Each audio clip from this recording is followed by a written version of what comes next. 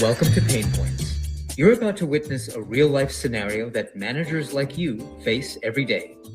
After the conversation, type your questions for the characters in the chat. Can you help them lead with confidence?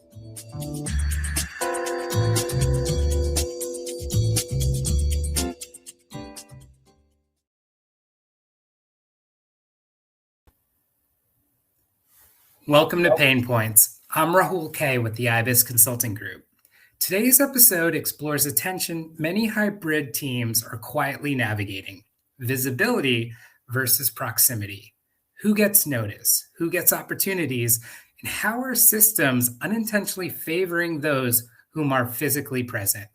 Let's watch what happens when good intentions collide with hidden bias, as Jill is meeting with her direct report, Kevin, to discuss advancement opportunities for hybrid employees. Hi, yeah. So I'm going to be meeting with Kevin. I had reached out to a few of his team members to see if they might be interested in a new project. It was just exploratory conversations and they seemed really interested. But then I realized they're not eligible. They mostly work remote. And honestly, I should have checked first, but there's a larger issue. Most of Kevin's team is hybrid or works fully remote, and I just don't think that's sustainable long-term. Yeah, so do you think we could talk after this so that you could maybe give me some questions about the meeting? That would be great. Okay, thanks. Bye now. Oh, hey. Hey, Jill. Hey. You wanted to talk? I did. So I reached out to a few of your team members about a potential new project. I heard. And honestly, I was quite surprised. It was just exploratory. Yeah, but you didn't loop me in. But I didn't think it required that at that stage. Yeah, but it does if you're reaching out to my team members with additional work streams. But Kevin, there's a larger issue. They work remotely. This role requires on-site presence. My team has been remote since the pandemic. Okay, so this really shouldn't have been a surprise. I know, but the pandemic was years ago. I'm trying to assess readiness. Visibility matters. Visibility to who? Well, leadership, all stakeholders, everybody. Okay, Jill, they do show up when needed and they exceed targets. I know, but metrics aren't the whole picture. Neither is proximity. Well, hybrid environments can reduce productivity. Well, I think evidence proves otherwise. And if visibility is a concern, then, we can set up targeted on-site meetings, schedule leadership updates. But that adds complexity. Inclusion often does. What's frustrating is it feels like it's our culture that's the problem, that we're just not flexible. But I don't make the policy. It's a leadership decision. Well, nevertheless, my team delivers.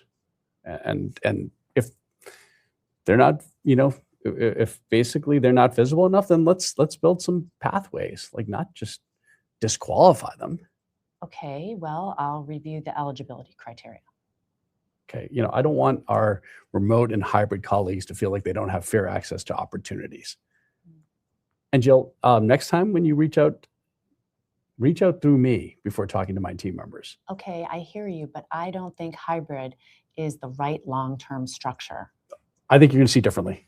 And hopefully the performance data will actually be more convincing than I was. Anyways, I have to run. Okay. We good? Yeah, good for now. Yeah. See you later.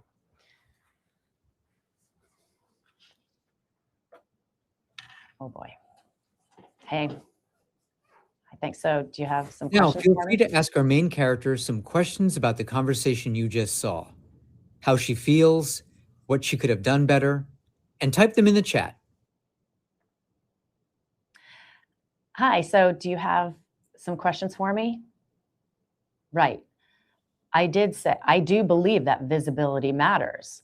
I think exposure to leadership is critical for career advancement in any organization, and definitely this one. And technology isn't going to change that. Our office runs on informal interactions. Right, you know that. Around the water cooler, we find advocates. We have alignments there.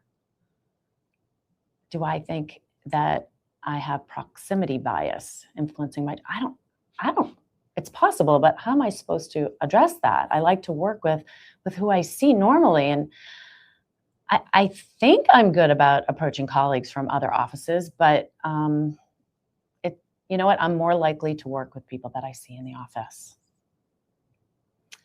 I'm not sure how organizations should handle remote employees. I think it's hard because many of them were hired at a different time, you know? Is it heartless to say that they should move closer to the office? I kind of feel like we shouldn't play favorites here. How come some people have to live closer to the office and then other people get to work hybrid or fully remote? I don't know. I think that most companies are ending remote work. I think we should too. Right. Yeah. I know. I agree with you. Do you have any more questions? You know, during the conversation, Kevin definitely was defensive.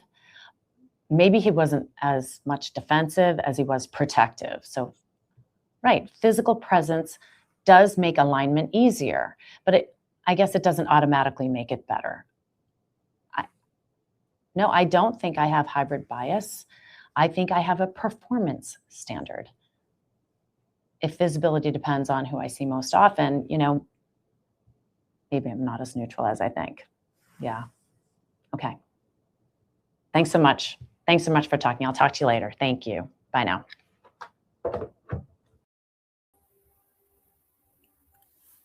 Today's scene highlighted how easy it is for unexamined processes to quietly disadvantage remote workers.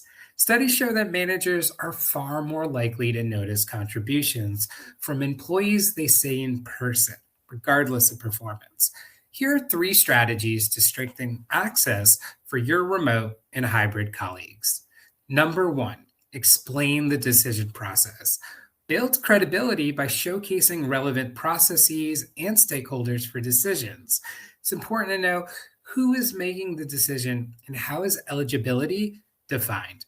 Leaders provide a platform for others to rise, to provide both the criteria as well as the rationale to reach that platform. Second, make finding an advocate less ad hoc. It shouldn't be about who you sat next to at lunch. Formal mentorship programs promote visibility as well as access. Hybrid teams require intentional structures that create equal exposure for all employees. Mentor programs ensure that visibility doesn't just happen by chance.